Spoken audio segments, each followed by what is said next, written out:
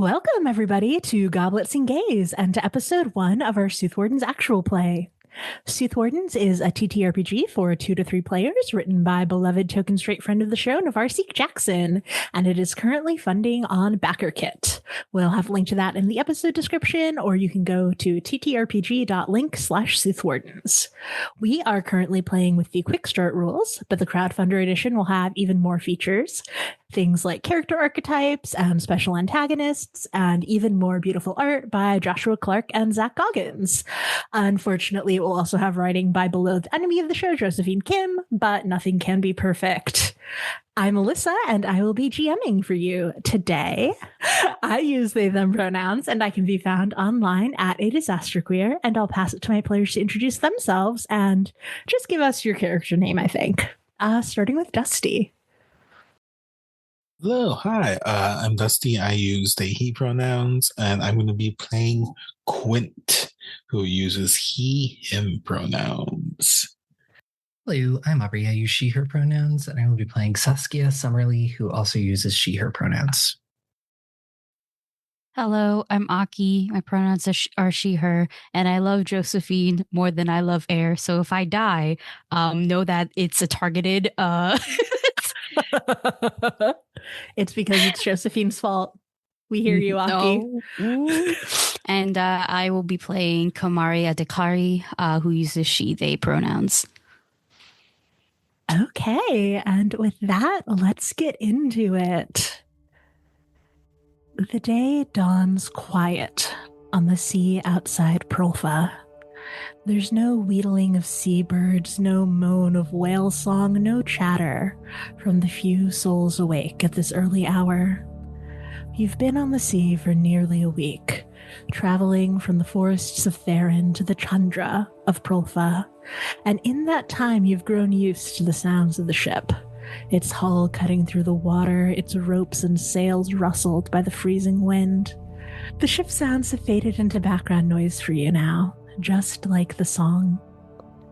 The song of the Omerim, heard only by the protectors known as Soothwardens. The song that you channel into protective magic through the weapons you carry, which are themselves made from slivers of the Omerim. The song has been entreating you north, soft but urgent. But suddenly, it builds into a frantic warning, just as the ship's lookout begins screaming. Kamari, you're used to hearing everything and trying to tune out anything that doesn't serve you, but neither the song nor the scream will let themselves be ignored. What do we see as you are roused by all this noise? Excuse me. Give me a second. I forgot what I looked like for like 2 seconds, and I have a whole little, okay. So you see bundled up in like a thick jacket with like a fur hood. Gosh, I would almost look like an Among Us player when you think about it, with how bundled up I am. And there's this tuft where the face is, where the hole for the face is. There's a tuft of black hair, kind of very thick, rough bangs, and 2 Katara hair loopies that are like braided in, kind of implying that there is more hair going on hidden in the back. The face is soft in most places, but it gets rough, not necessarily just by the cold air, but by burn scars here and there. This Asian woman, fair skin, kind of just almost furrowing her brows and closing her eyes even harder if she could. She'll just kind of... Oh, by the way, the brown among us specifically, because I like to think that we're wearing like light brown, which doesn't match. Like when you think about it, when you go to the Arctic and you're trying to match with the surroundings, you should be wearing white. So never mind. Maybe I'm the white one. I guess I have to be the white among us now. Just for the sure for fuck it. Who cares? I look like that. I'm bundled up. I'm nice and warm. Okay. I'm sleeping on my pack, and I have this. It's closed up right now, but it's a very large, ornate-looking stick. Not a walking stick. Absolutely could not be a walking stick. Too ornate for that, but large enough to whack you pretty good. And it'll take me some time. I know I actually refuse to greet any form of light. I want to keep my eyes closed and ignore this for a little bit longer. Are you sleeping below decks with everyone else, or are you sequestered away in the crow's nest as you so often are during the day? I am definitely in the crow's nest. If you think snoring is loud, imagine how badly most of you breathe.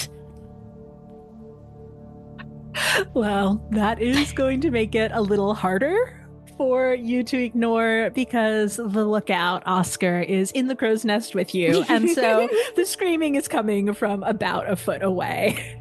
I see. But that's okay. He has to come kick me personally, I think. That's where we're at in life.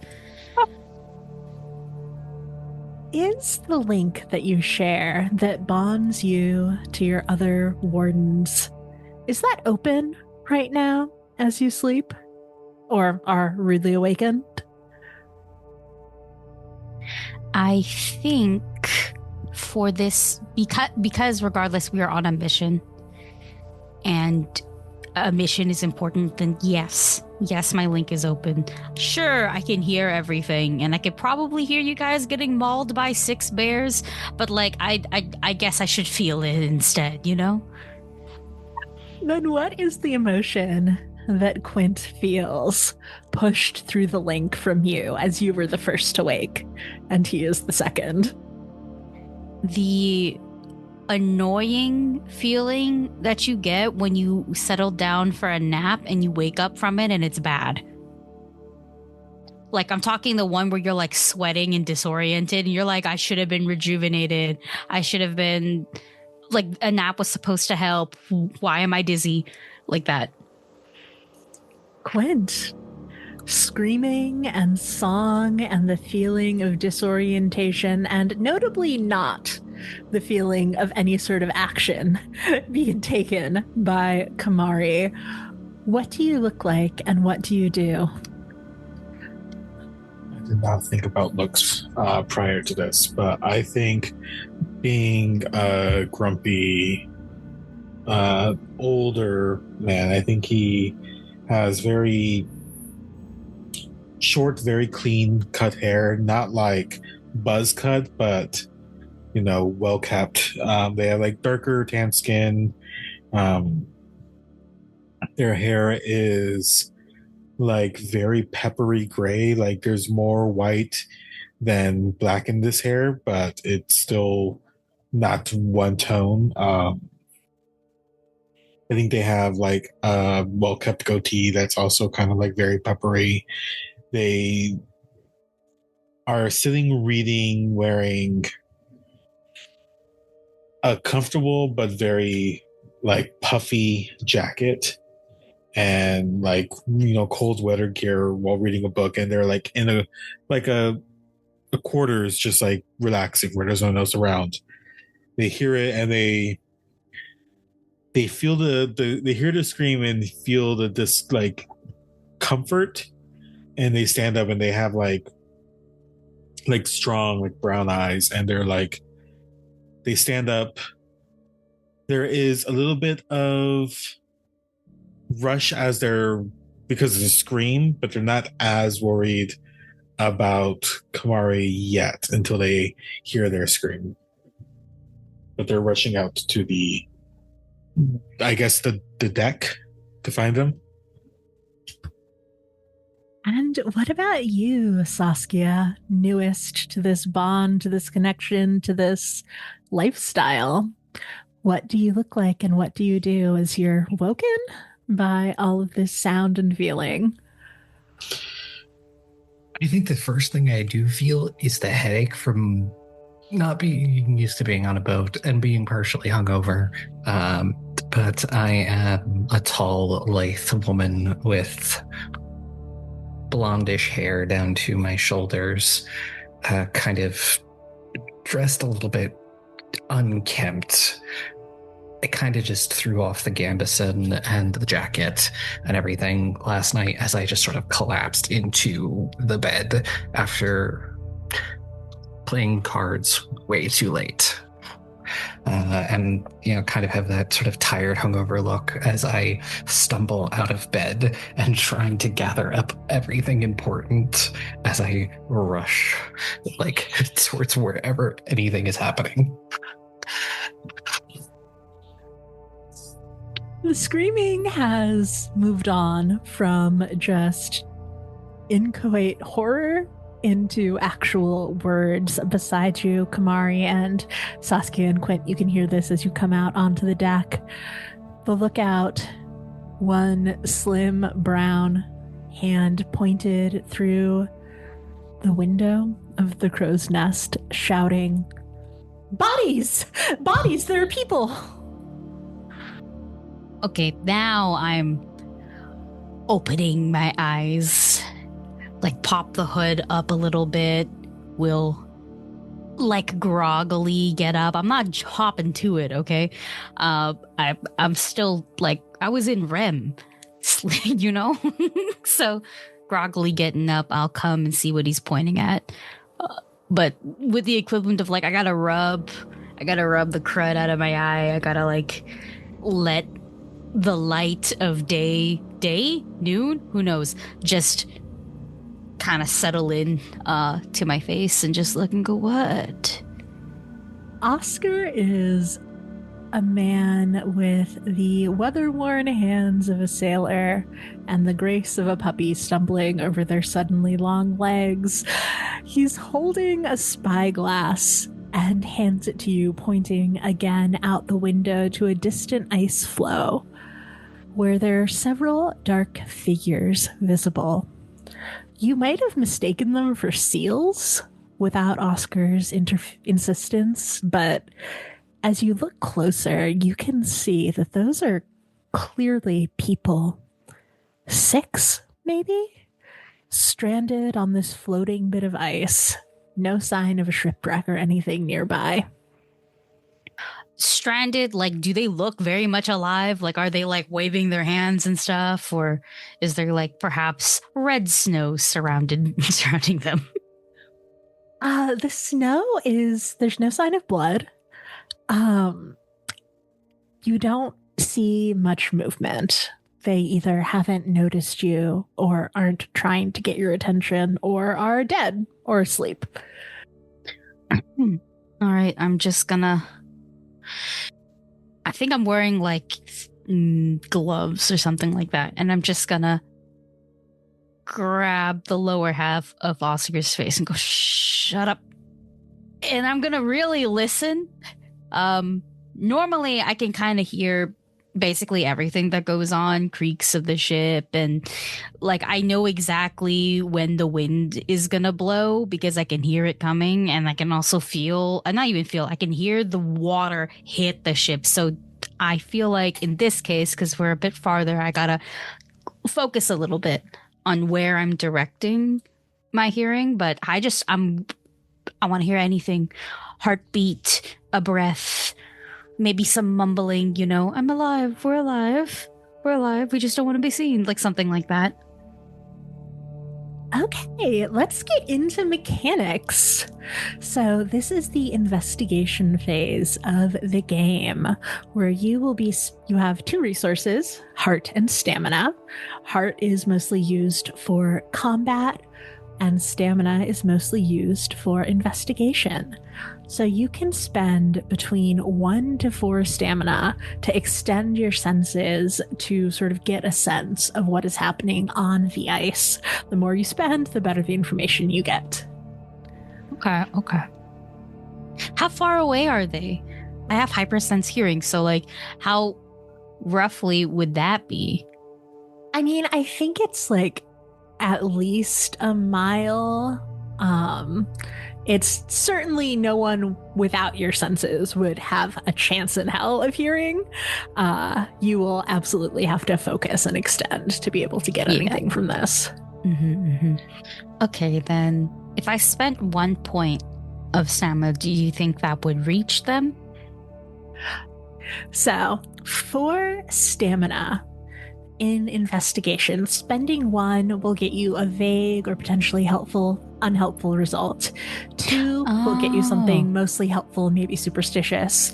3 will get you a direct result, something that's true from the perspective of the source. And 4 can get you a direct result with additional information.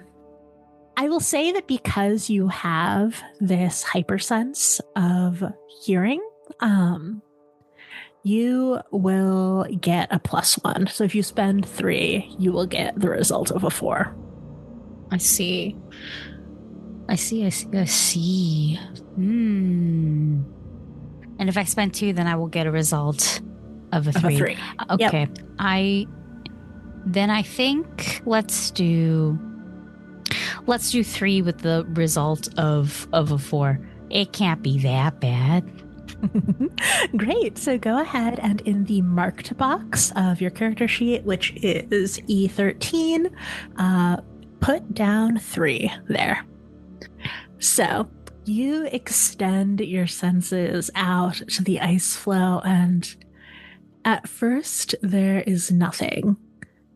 It seems like these bodies are dead, but as you reach, there's something there still. Slow, maybe near freezing, deeply in rest, there is still 1 heartbeat amongst the forms on the ice. And I think that with that amount of effort, you will also notice there are no other sounds, no other heartbeats. Your journey so far has been rife with seabirds and fish and whales and porpoises, and there is nothing around you anymore. This area of the ocean has been cleared out. Okay. I think what this looks like is I have to turn off probably the most annoying sense for me, which is sight. And that's simply because your eyes can deceive you from your ears sometimes. And in this case, when I'm trying to focus on something so far away, I have to close my eyes. I have to really listen, and sort of like turning off specific lights. I'm flipping off metaphorical switches, so I'm not going to hear the seagulls. I'm not going to hear the water. I'm not going to hear all the mouth sounds and breathing and unnecessary things coming from Oscar. I'm very much focusing on that group of, I guess I can't call them survivors. One of them's a survivor. Just that mound of flesh over there.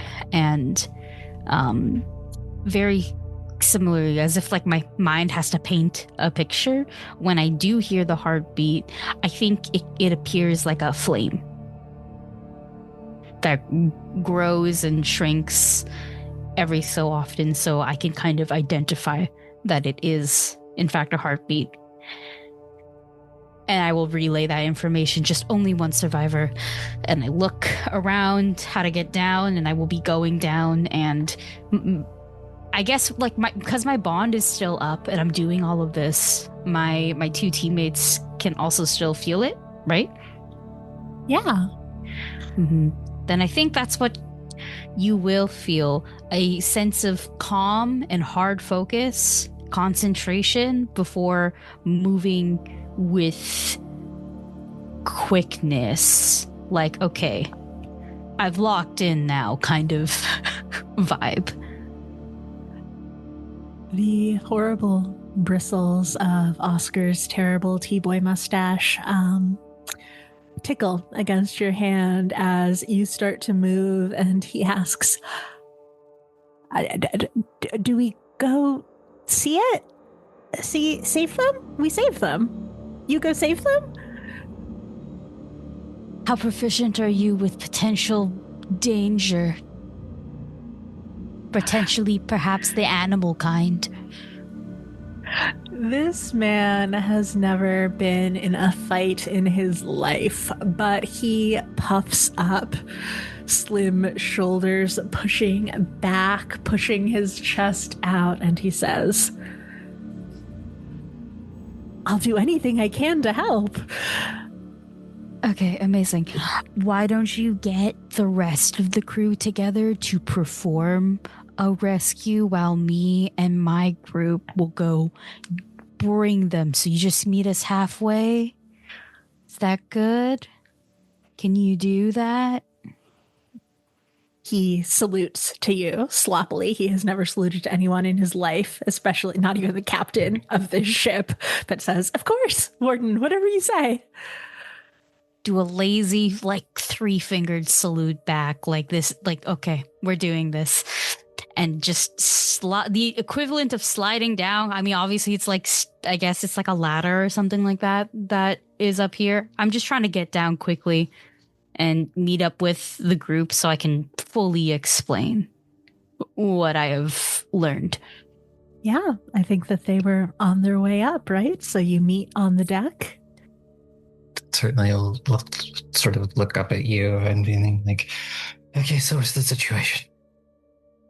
6 bodies, 1 survivor, and nothing else. Like, I can't hear anything else. Like, the area's been cleared of all life. Not worrying at all. How far are they? Like, how far? Like, we could see them with our regular eyes, right? Vaguely in the distance, it's like a mile off, but the ocean is flat and still. And I think that if you're pointed in the direction, you can sort of make it out. How do we want to approach? I mean, clearly we need to save them. I mean, I can swim over there, get closer to them. You're aware of how cold the water is, right? Didn't say it was a good plan. The water is also... They're going to look at... Quint's going to look at Kamari, and water is very still right now. You hear anything else? Well, not in that area. I mean, we're a big boat. I doubt normal creatures would be following us too close by. Well, we could probably take... Actually, there's like... my brain wants to say dinghy, but there's definitely like extra boats on this ship, the smaller ones that we could take out, right? Yeah, there's, let's say, like 2 little like lifeboats basically that you could put down and take over. And will we as a 3 be able to fit in one? Yeah. Well, we should take one of the boats out. We could definitely take the survivor and then have the rest of the crew get the body so we can make sure we take care of them properly. Well, we need to scout it out in case it's more dangerous than the crew could handle. That's a good plan. I already got one of them rounding up the rest, so if we can just get there first, maybe meet them halfway, that might be the smartest thing. Good. Then we should get going. Make sure you have all of your needs prepared. Got everything I need. Is there any preparation you'd like to do before heading out? Currently, just make sure I have all of everything that I need, all of my dirge and stuff. Just pat down all the pockets, be like, okay, I've got everything. I think Quint is going to kneel down to their boots and are going to. I want to have basically the fabrication I have for them, which is something that allows me to move distances easier. Just have it ready, just in case I need to like jump off or something. Is that something I need to use stamina on, or? No, you've already had it prepared, so you don't need to spend anything for that. Yeah, the ship's captain will meet you, point you towards the boat, promise to follow at a safe pace and wait for you as you launch your rescue mission. Who rows as you move to get to the island, and do you spend anything to do it? Is this just human power, or are you using any magic? I guess I will row, and I will probably be using some magic. Okay. Go ahead and mark 1 stamina, please, Aubrey. Yes. What is fabrication at for you? Oof, 3. So are you using magic, like a specific type of magic, or are you just putting your power or strength, speed into this rowing a little stronger than just sort of human effort would be? I'm going to be like just buffing my ability rather than like making anything that would like help me with it. It's just like, no, I'm just faster. Then go ahead and mark 2 heart as well, as you use your power to make it go a little better as you go through the ocean towards this ice floe. Is there anything that the other 2 do as you approach? I think I am just keeping up with the hearing, honestly. And I don't want to put any magic towards it. I think I want to do it at my normal range with the hyper sense, and that's specifically because I am also now focused on something attacking us in our little boat. Yeah. Anything for you, Quint? I think Quint is also like similarly, like wherever Kamari is, there on the other side of the boat. It's not a big boat, but you still want to like be looking in the directions, like, because we can't be omnipresent or look omnidirectional. So also just be keeping a sharp eye out, looking for weird ripples in the water, or like looking in the distance, keeping a close eye on the bodies just to like make sure that nothing else happens to them.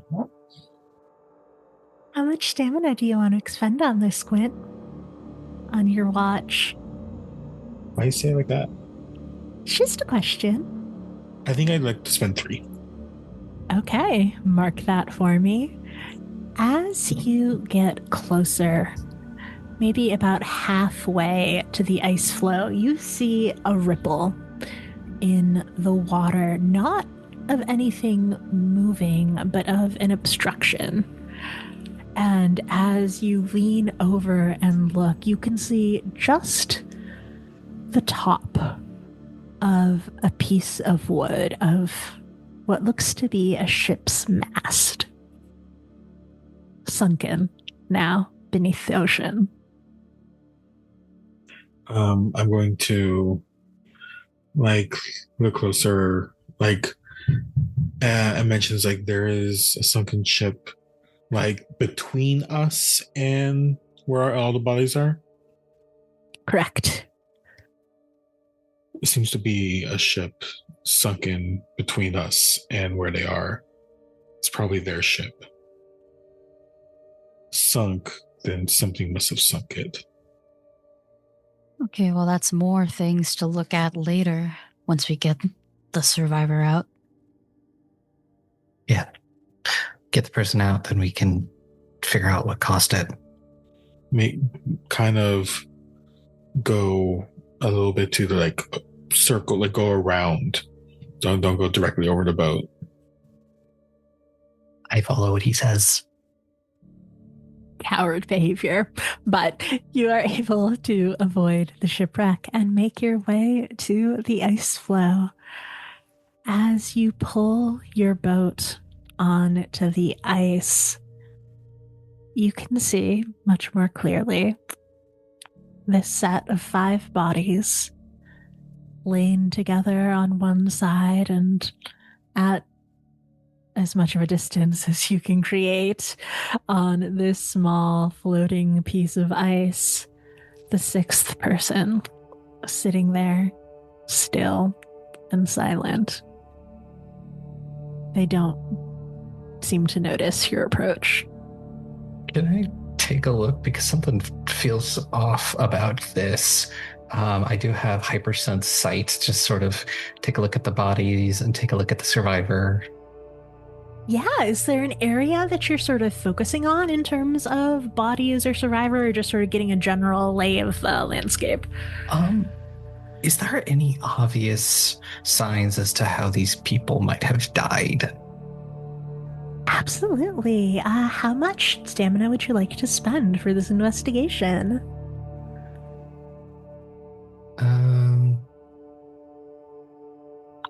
We'll spend 3. Okay. You dock your boat and approach the bodies. They are laying out on the ice, dressed like you would expect from one of the nomadic groups of Prolfa, but they're clearly clothed for sleep, not for travel. They wear thick clothes, thick stockings, but none of them are wearing shoes. There's no blood anywhere, and they're not wet. It doesn't look like they fell into the water at any point, but as you get a little closer to them, you notice the slight tinge of blood at the corner of one of their mouths and the deep smell of sea salt. Would you like to investigate any closer? Sure. You get eaten by a schism. No. As you move a little closer, you can see there are... You push their mouth open because of the blood. And on the inside, on their tongue and on the roof of their mouth, are these sets of very small circles of deep lacerating wounds, like a ring of tiny hooks had dug into their mouth, into their throat. But no sign of struggle and no real blood other than that. You can also tell now that you're close that their souls have been eaten. Oh, lovely. This was definitely the work of a breaker. I will inform my companions, probably through the bond, as to not spook this survivor. What's up with the survivor? What how they doing? Yeah, the survivor is sitting there, still, unharmed, staring towards where you know the shipwreck is, not reacting to your presence.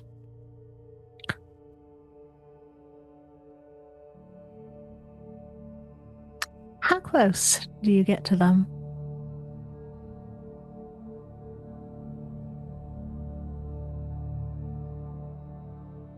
Great.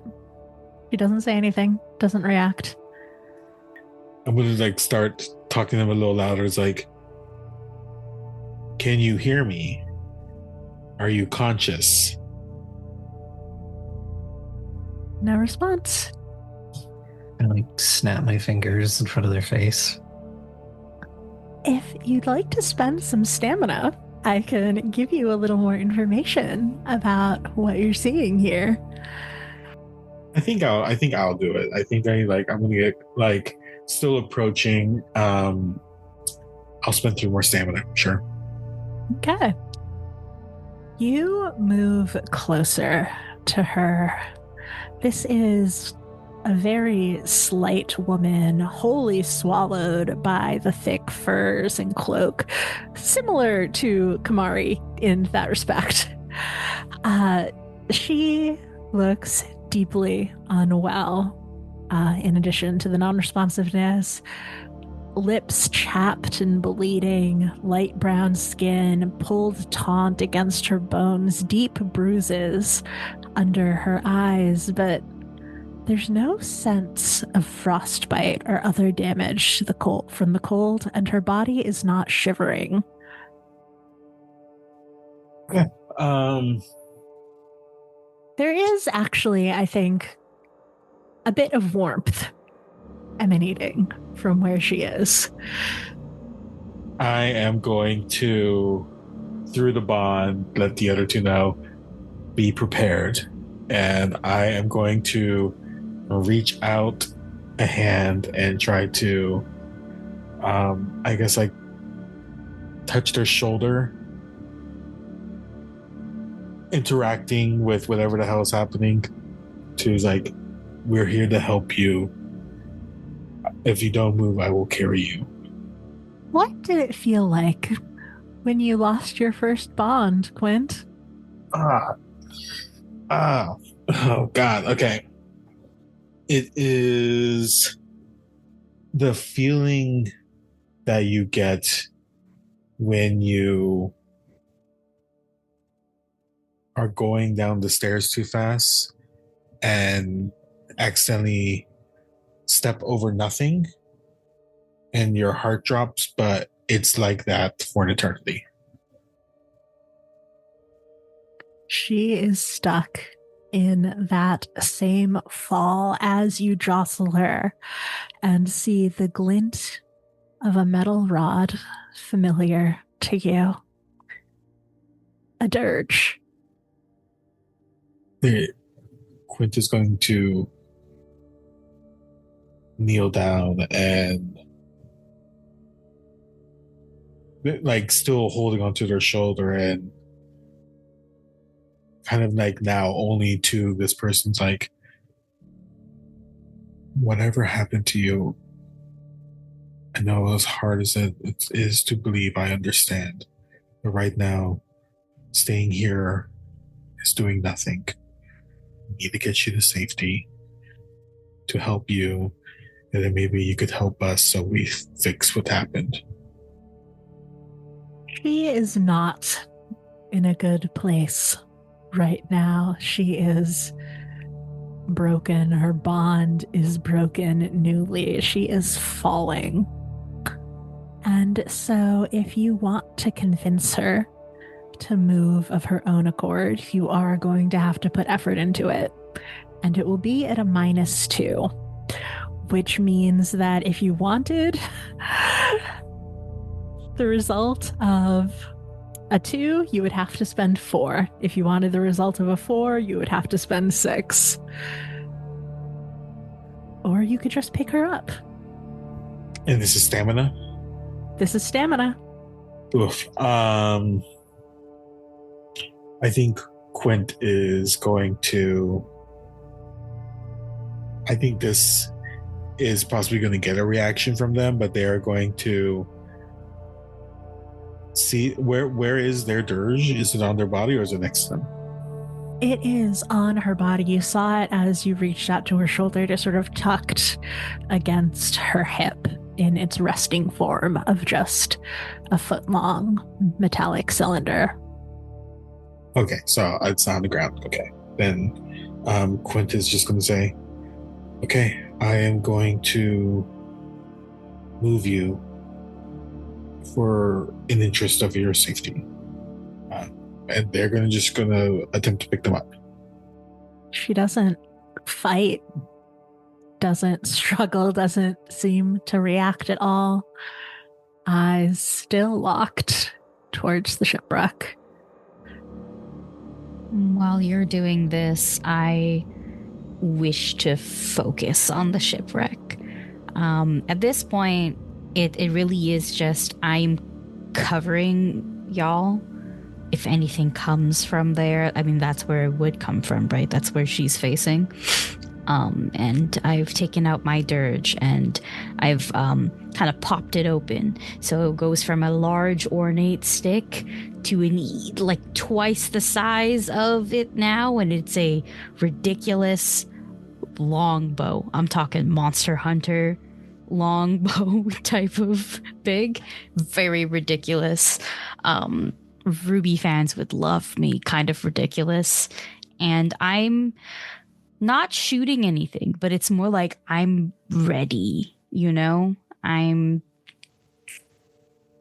You guys are focused on that. We probably shouldn't leave any of these bodies here either, especially since one of them, maybe more of them could be like us or bonded or worse. So that is kind of like I sure hope that ship comes by and somebody comes and helps us load up bodies on smaller ships. But up until then, that's what I'm focusing on.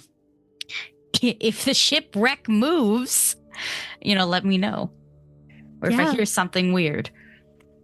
No motion, no sound, no life other than you and this woman and the distant bodies on the ship you came in on, who are quick approaching.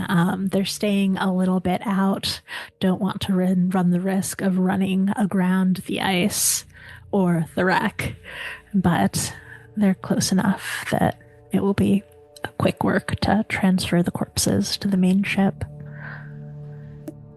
Is that what you start to do? Load the bodies up onto your little boat? Or is there any other investigation you want to do here on the ice floe? I will certainly start to load the bodies up. Yeah, I don't want to start investigation Actually, no, while we are loading up bodies, we could investigate the bodies.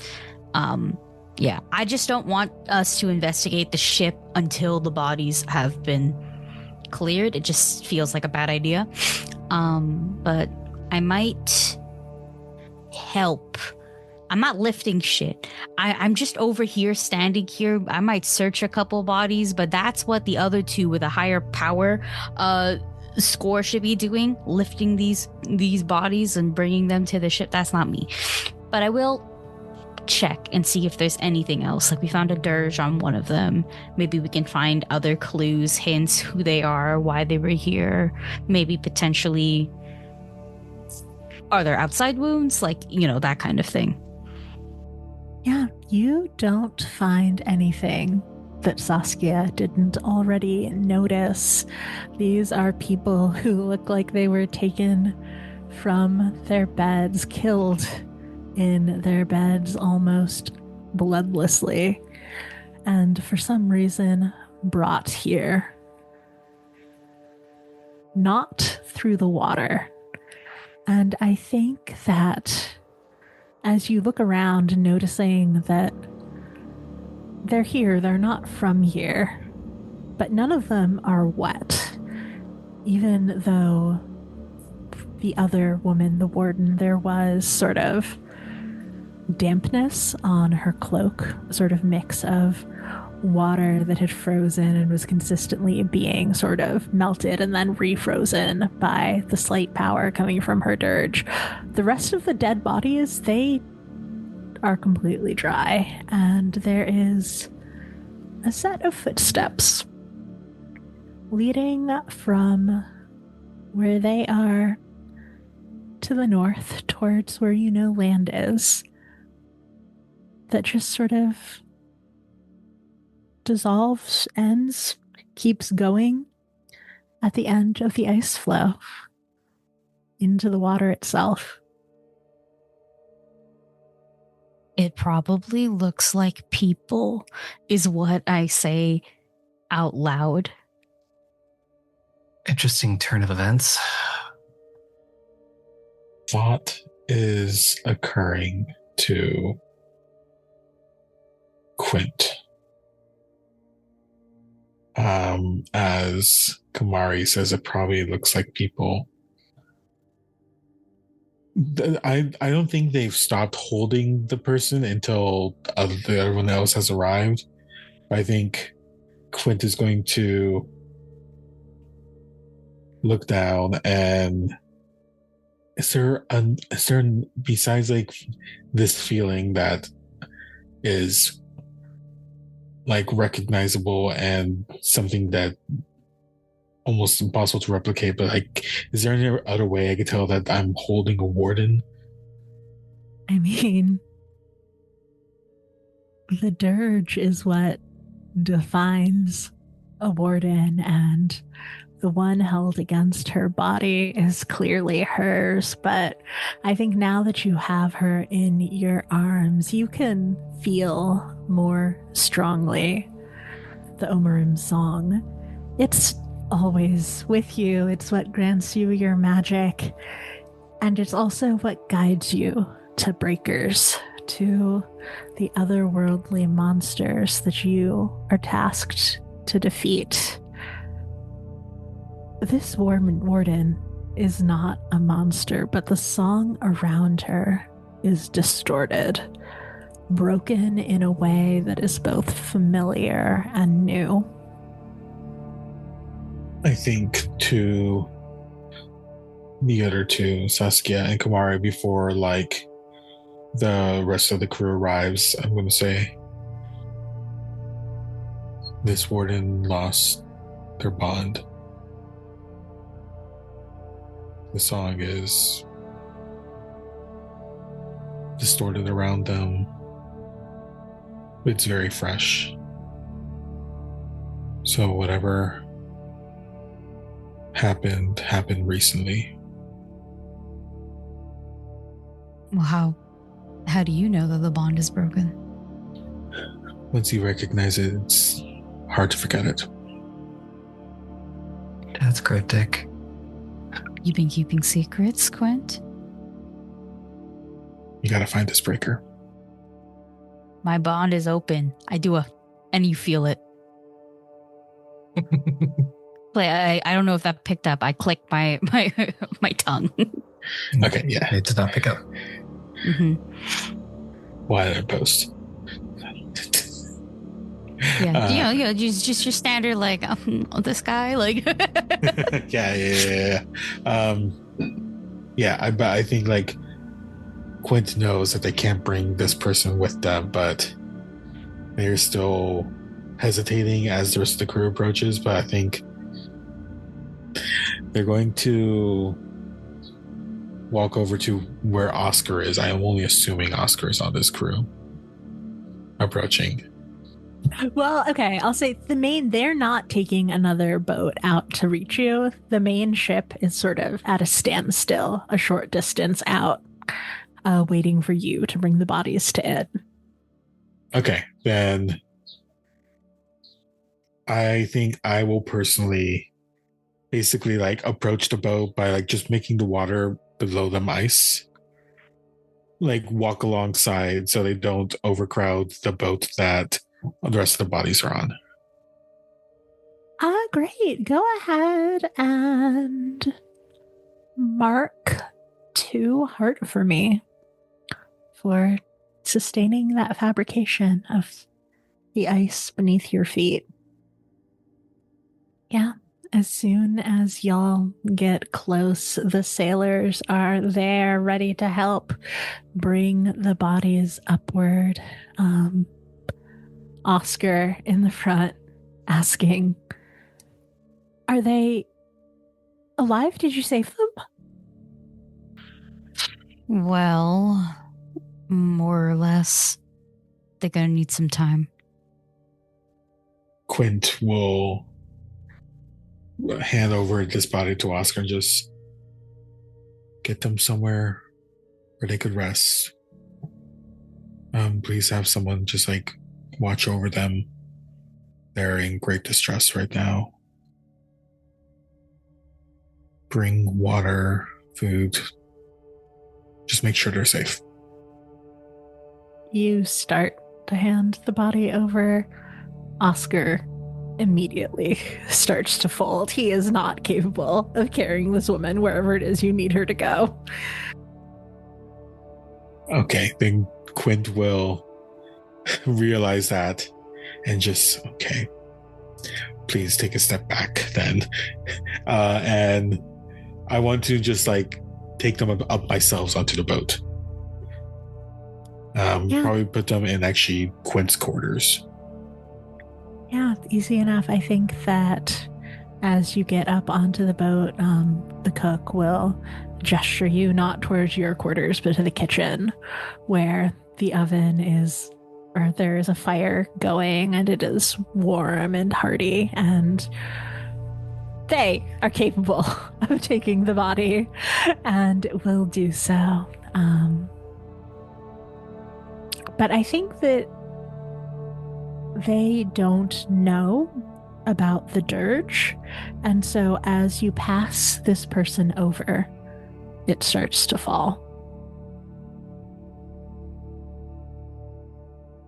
Great. I think Quint, as a reaction, will suddenly like reach out for it. They're not going to let it fall. So if it's falling, they're going to catch it.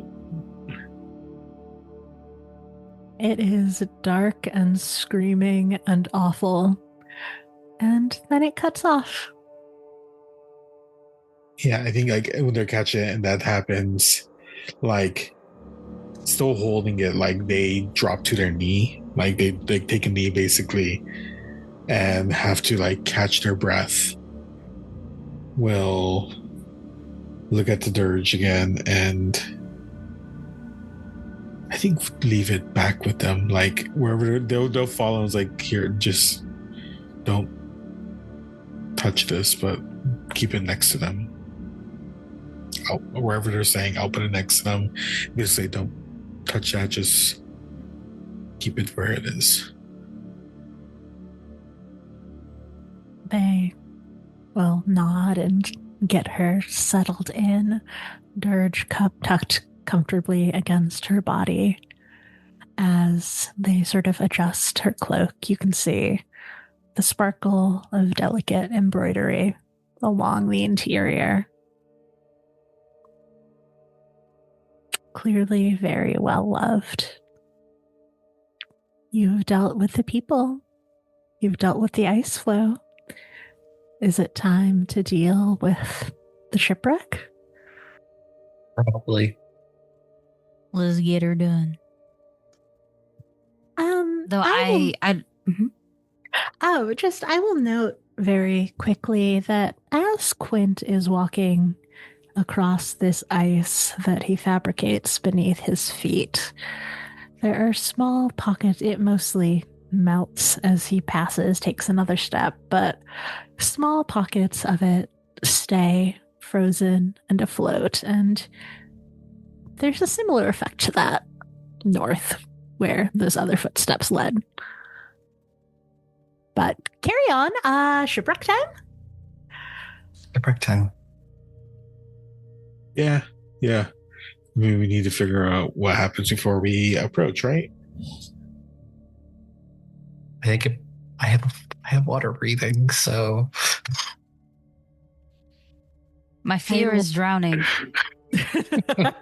Yeah, what is the plan for the shipwreck? There are two dimensions I think you need to consider, one of which is if you're going underwater, breathing underwater, the other of which is that the water is very cold. This is Arctic. So you will need a way to both keep yourself warm and keep yourself alive. You could try and bring the shipwreck out of the water itself. And do what with it? Put it back on the ocean where it sunk. You were all making fun of me when I was saying, what if my environment power was water? Fuck all of you. Fuck all of you. Okay, you're exaggerating, first of all. I don't care. It's the way that this would have worked. I was like, in theory, like, no, actually, that wouldn't even make any sense. Because the ocean is full of water. I have two ideas. Tell me which is more feasible. Captain Warden. What's the GM called? I need you to figure this Alyssa. out. Yeah. Incredible, beautiful. I don't know. I don't see anything. General Stinky. Oh, Game Master. It is just called the Game Master. Just GM? Okay. Yeah. Game Warden. Two ideas. First one is to use my ice, like literally freeze the water below to raise the ship up and have that, or create a tunnel of ice down to the ship. I think that the first idea would make it easier for you to explore everything. Yeah, that makes sense. Yeah. So yeah, I mean, what the fuck do I have to spend for that? Yeah, please hold while I find what the fuck you have to spend for that. Do I Can we split the load for something like that? Sadly, you cannot split the load for something like that, and I think that this is just fabrication sustain. So go ahead and mark 2 more. What does it look like when you do this? And what sort of warning do you give to your partners? One of whom, can they feel your dread of drowning through the link, or are you keeping it locked down, Kamari? I'm keeping it on lock, I would say, because I do not think the fear of drowning comes up unless I'm like, for example, when we were on the boat, if the boat started water started coming into the boat, then I would start feeling very scared. In this case, if I'm aware, I'm like, I will never go swimming in forget the cold water part, right? So that's where it's like, I'm not scared of it because you cannot make me go swimming. It's one of those things. Now, Okay. if I poofed in there while you were lifting it up, I'd be scared. Now my question is, can I do this from the surface? I think so. Yes. Okay, cool. Then I think I will basically tell you to probably get onto this little ice flotilla and just give a wide berth to that side, and they're going to get to the edge of the water, knowing where the mast is, and is going to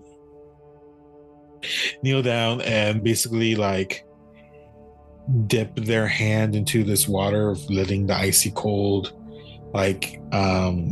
engulf their hand, but then also basically using their powers to expel that outwards. And the water, I think at first it does look like their hand is creating a small pillar of ice going directly down, and once I could sense that it's reached wherever the bottom of this ship is, wherever it lays, the water all around them starts to ripple as there's a huge displacement, and the ship rises faster, and I guess we're assuming we see the mast go up, and it's almost as if there's a second flotilla of ice rising, bringing this boat with it. It brings half of a boat.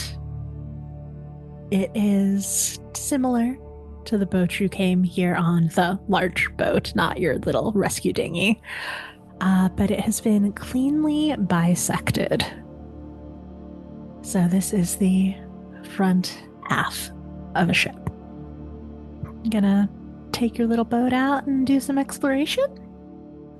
Exactly. Close enough. Welcome back, Dredge. I was playing the Pale Reaches for inspo for this. Close enough. Welcome back, the Terror. I guess this is for you. Do I need to maintain this, or can I just make the ice cold enough so it does melt? I think that you will have to keep maintaining it. So you'll have to keep that 2 marked. But you won't have to spend any more unless you guys spend like the night looking through this boat. Okay. Yeah, it's half of a ship ready for your exploration. What is it that you want to look at? I want to try and figure out what exactly caused the ship to bisect. Like, is it giant monster tentacle? Is this magic? You know. Yeah, how much stamina you want to put into this investigation?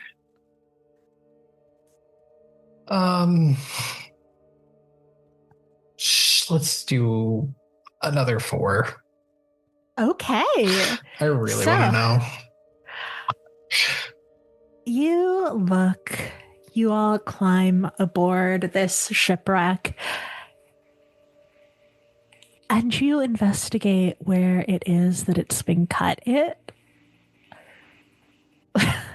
It's clean. It's beautiful. It doesn't look like the messy sort of attack of some sort of animal. It looks like a hot knife through butter just came through this ship with precision, with intent. And looking around the rest of it, there is no sign of any sort of struggle. There are other bodies here, dressed more for exploration in the sort of assorted wear of the members of your ship, people from all across the world, all across Neobakir. They're not all dressed in the same style, the way that the corpses on the ice floe were. But similarly, the people here are soulless and untouched. They didn't see anything coming, and they died quickly from whatever it is that cleft this in twain. I'll say also, in your exploration, because you spent 4, as you look down near where the ship was sort of severed, there is also the bisected corpse of an orca, fully untouched. No, that's crazy. Okay. You have immediately detoured me to the new threat of an orca. Why? Because orcas travel in pods.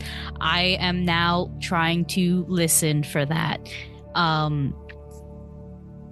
I know there's a good chance that they are not going to be here, but the last thing we want is for an orca to appear up and just stare at us like this is our fault.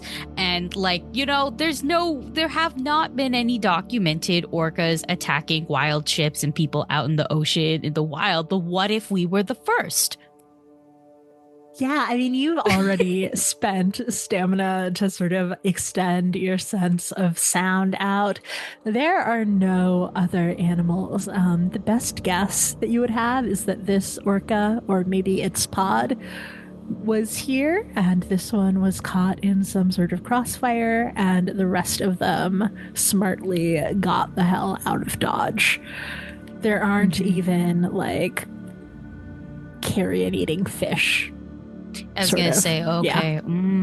All right. That will be something I definitely bring up. Just literally, there's not even anything eating this guy. And I gesture to the orca corpse.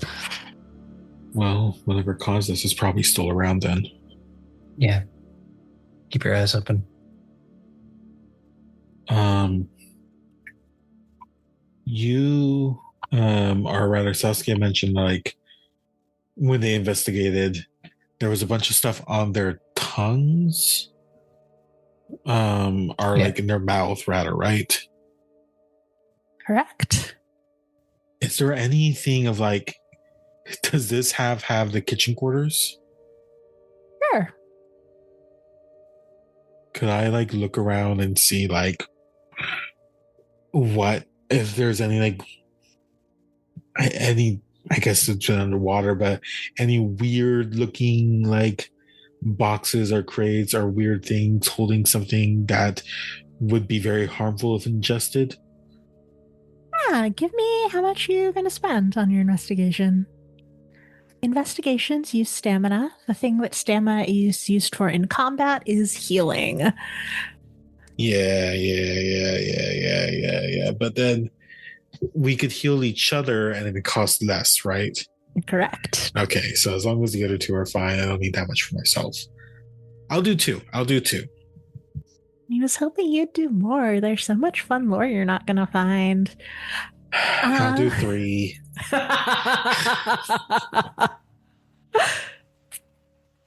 Yeah, there's nothing uncommon in any of the boxes. No strange food, nothing that looks parasitic or dangerous. You do find a small watertight box with a passenger manifest. I will definitely start paging through it. Yeah, I mean, the passengers and crew are accounted for by the bodies that, well, by about half. About half of them are accounted for. You are missing half of the ship. But the manifest lists 2 Soothwardens as passengers. I imagine we found one of them. Sure did. Okay, yeah. Ooh. Is there like a recent like mark of like someone recently getting onto the ship? No, they've been traveling straight, basically, from the east up to meet some of the nomadic traders here in the north.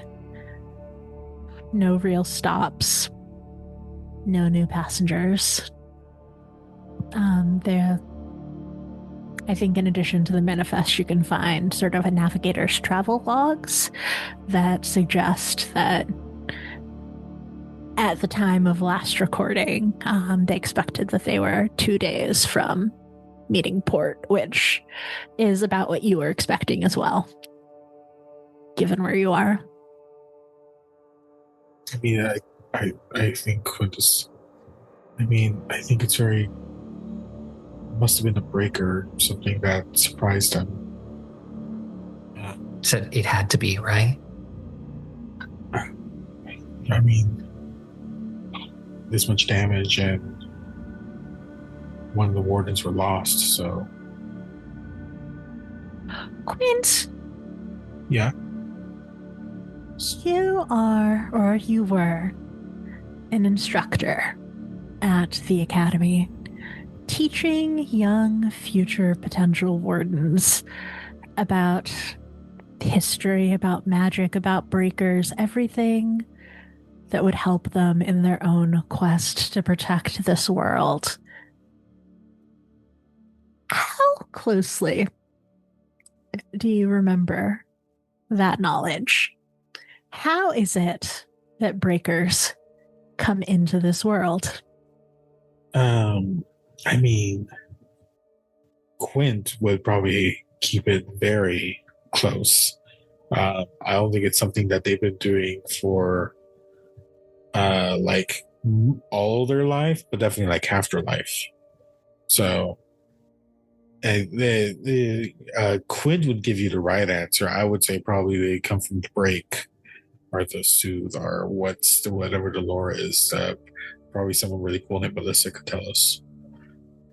As far as you know, which is as far as anyone really knows, breakers are surreal entities that come from the break, the sort of other side of reality. There are jagged veins stretching across the veil between the break and the Sooth, which is where you reside. And when a breaker finds a weak point, they punch through and take on aspects of the environment they find themselves in.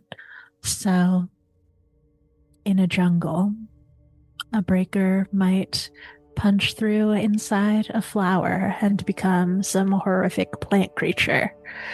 In a desert, they could punch through into some sort of desert snake.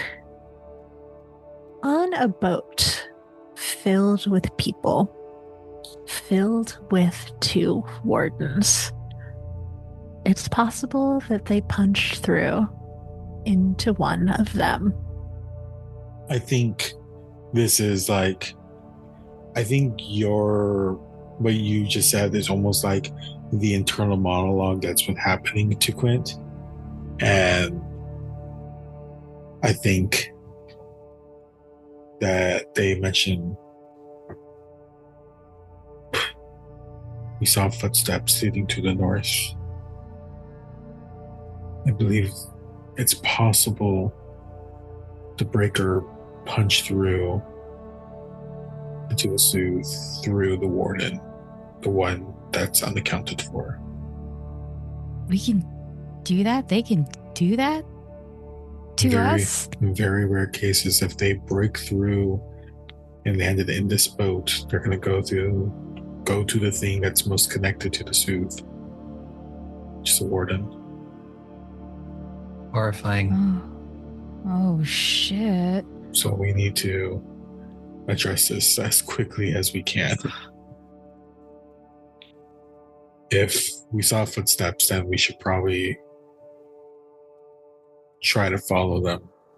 We're about 2 days from port via ship. I wonder how long do you think it'll take that on foot or flying? We don't know. We don't know what the Soothwarden can do. It would be slow. I will remind you that you don't necessarily need to go to the breaker. You can call the breaker to you. There is a binding ritual that will call the breaker in both the Sooth and in the break to your location and bind it to about a mile radius near you. As long as we don't bind it into this fucked up ship that we are already currently in, I think we should be fine. It's probably safer to, yeah. You don't want to get it towards land where people are living. So we bind it to where we are, get away from our own ship. You can try to catch it, trap it, take care of it. Can we do it as three? Like, are we enough? This thing bisected a ship and an orca at the same time. If you're not capable now, you'll be more than capable to do that on your own. With three of us, as long as we work together, watch out for each other, we could take it down. We just need to be on our best, and we just need to be on our best right now. Well, I'm ready if you all are. I think for a little bit, you will all feel the acute little what's a good term to describe this? The little poke of fear from Kamari, and it is specifically the fear of drowning. Yeah, Kamari, the ice flow that you would be summoning this from, it already shifted a little with bringing the ship up from the water. Who knows how stable it's going to be once you're fighting a breaker on it. And I just don't think ice. Yeah, man, ice is again a ship and an orca at the same fucking time. Ice must be easy. That's kind of what's when I don't think it's like constantly or running even through her mind. It really is just a like when you look down and you're up real high and then you look away, but you looked down, and that's the sudden almost jump scary type vibes you would get from her. And then it's back to locked in. Who would like to lead the ritual? I mean, I think it's only makes sense for Quint to be the one to lead it. Okay. And I'm sure that you tell this to your two students, it is vitally important that the warden performing the ritual is protected. If they're not able to complete it, which takes about a minute, it will fail and the breaker will go free. Now, normally, wardens work in pairs, just two of them. So when doing a binding ritual, one person binds and the other protects here in the Sooth. But the breaker exists both in the Sooth and in the break, and if it's only focusing on attacking in the Sooth, then that Sooth form is twice as strong. There are three of you, so you could have one performing the ritual, one protecting in the Sooth, and the other distracting in the break, splitting its attention and keeping it weaker. You'll need to fight it in both places at once eventually, so it might make sense to start there.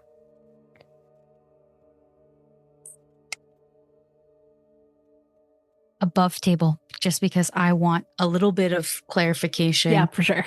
Yeah, for what is the real, like, I'm aware that the Sooth is like extra dimensional reality here, and then there is us in our material plane. So when you say fight in the Sooth, are we like going to the spirit world like an Avatar, the last Airbender? Kind of. So the Sooth is where you are, and the break is the extra dimensional sort of reality. But yeah, no, you're going to basically an alternate reality that might take a completely different form than where you are. Okay, dope. But you need to basically defeat the breaker in both. At yes, approximately the same time. Otherwise, it will regenerate. Okay. I will look at Saskia. Saskia, right? I was correct. Okay, good. I'll look at Saskia and say, I think it makes more sense if I go in the break. I think it does. I can stay in the Sooth. I nod, and then I think for a second, and then I look back at you and go, you don't think the break is like entirely underwater, right? Because I could breathe then, right? Like it's not real. Let's go with that. It might be. Well, then we'll just pop back out and switch places. Saskia, you have a better handle of jumping between. Why don't you check and see if you can handle it better in the break or here? Yeah, I mean, I will check the break. Make sure it's not all just water for our person who's afraid of drowning. Yeah. So Saskia is going to check, and then you'll decide where you want to go and then start the ritual? Yes. All right. Saskia, what does it look like as you shift between realities? I think it in itself is a step sideways, and sort of as I step sideways, it kind of slips between that bit of veil between worlds. To an outside observer, it would look as if you stepped from dawn into midnight. The landscape here in the break is sparse and dark, a sky lit by shifting blue-green aurora. But you're not an outside observer, and so you can feel it. The immediate press of freezing water all around you, and the way that the lights from the aurora turn their focus to you as one. Not lights, but thousands of tiny, translucent creatures suddenly disturbed by your presence. Yeah, I'd say I'm going to be over in the break, and Kamari will be in the Sooth. Either way, both was horrible. Both is horrible for me. Yeah, you might drown either way. Yeah, I was like, there's just one was a faster way of drowning. So I take the step back and I go, no, I'll take the break. It's fine. Okay.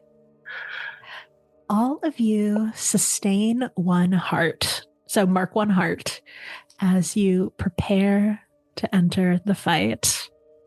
And Dusty, as the lead on the ritual, mark 8 heart and tell me how it looks as you scrawl across the veil between the break and reality and start to draw the breaker into this area. You're muted. I think as they start this ritual, they trace a pattern onto the ground beneath them, as sort of like a grounding technique, literally. And this symbol, it seems to just be like absent-mindedly like drawing a simple, like something like a figure 8 or something like that. But as they continually do it, their eyes start to like kind of like glaze over, and the symbol is starting to glow like a deep purple color, which is different than what their magic usually manifests as sometimes like an icy like blue or like a steel like light. This purple is very distinct from maybe a past student, a past warden, but it's something that helps them ground to connect to this. And the light starts to grow brighter and becomes like almost consumes them, and then like it expands outward suddenly, and this shimmering like light purple light like creates this zone to help get to the breaker here. I think almost tinting everything that color as well. In this soft purple light, a creature begins to solidify, but its visage is strange and flickering, as if even it isn't sure of its true form. For a moment, it's a giant lizard, flames sparking in its throat, and then it shifts, and rather than a wall of flame coming at you, it is a tangle of vines that slashes towards your ritual circle, and the lizard body is replaced by a giant tropical plant.